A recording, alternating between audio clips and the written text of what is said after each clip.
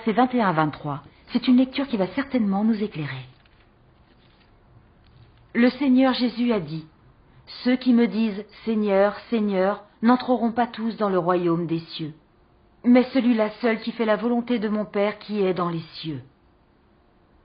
Plusieurs me diront en ce jour-là, « Seigneur, Seigneur, n'avons-nous pas prophétisé par ton nom? N'avons-nous pas chassé des démons par ton nom, et n'avons-nous pas fait beaucoup de miracles par ton nom? » Alors je leur dirai ouvertement, « Je ne vous ai jamais connus.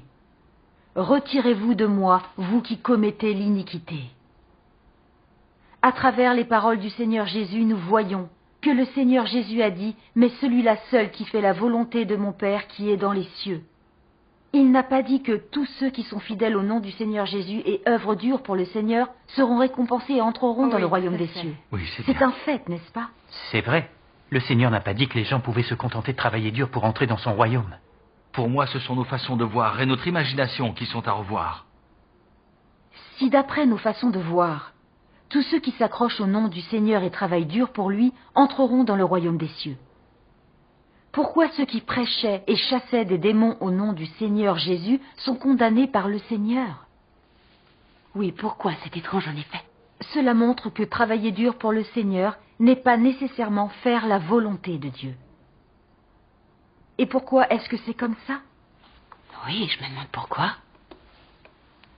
Parce que beaucoup de gens travaillent très dur pour le Seigneur afin d'être bénis, et pas réellement pour obéir à Dieu. Leur tempérament satanique est toujours là. Ils ont toujours leurs fausses idées sur Dieu, lui déobéissent, s'opposent à lui et le condamnent. Certains même haïssent la vérité, comme le faisaient les pharisiens. Peu importe à quel point ils travaillent dur pour le Seigneur, comment de telles personnes pourraient-elles faire la volonté de Dieu? Oui. C'est dans leur nature de s'opposer à Dieu. Entrer dans le royaume des cieux simplement en travaillant dur pour le Seigneur, c'est quelque chose qui est intolérable pour les cieux. Vous n'êtes pas d'accord? Oui, bien sûr. Oui, elle a raison. Donc, qui sont ceux qui font la volonté du Seigneur?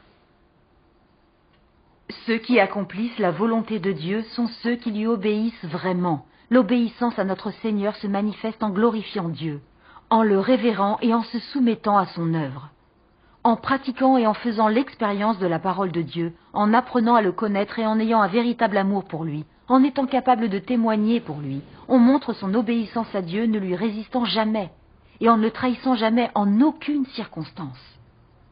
Ceux qui réussissent à faire ça sont ceux qui accomplissent la volonté de Dieu.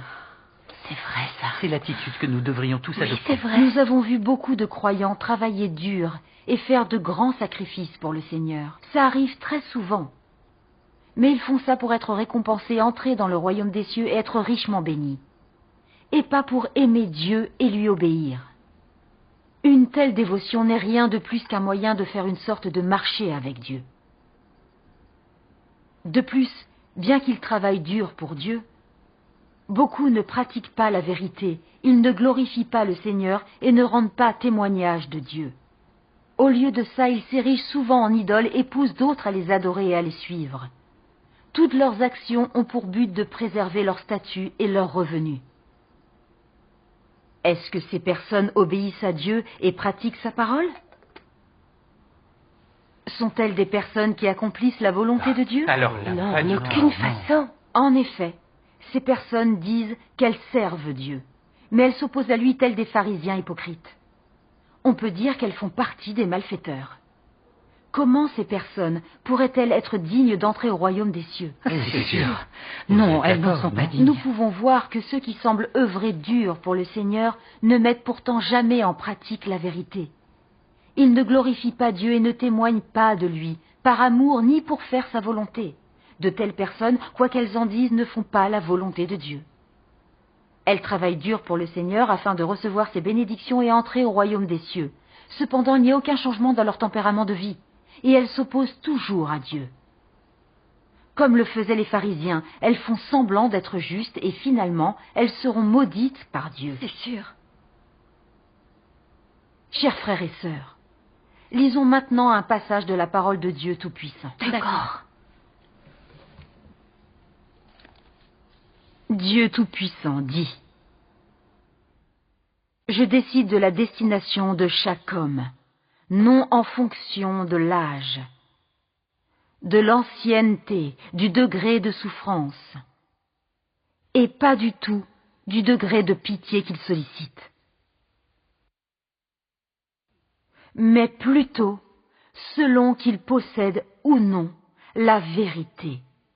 Il n'y a pas d'autre alternative. Vous devez vous rendre compte que tous ceux qui ne font pas la volonté de Dieu seront punis. Ceci ne peut être changé par aucun homme. Par conséquent, tous ceux qui sont punis le sont par la justice de Dieu et comme rétribution pour leurs actes méchants. Dieu Tout-Puissant l'exprime très clairement. Entrer ou non au royaume des cieux ne dépendra pas du travail accompli ou de l'ampleur des souffrances endurées. C'est logique. Il s'agira de savoir si nous mettons en pratique la parole de Dieu, si nous respectons ou pas ses commandements, et si nous accomplissons ou pas sa volonté. Voilà les critères et les principes de l'entrée au royaume des cieux. Oui, c'est très clair.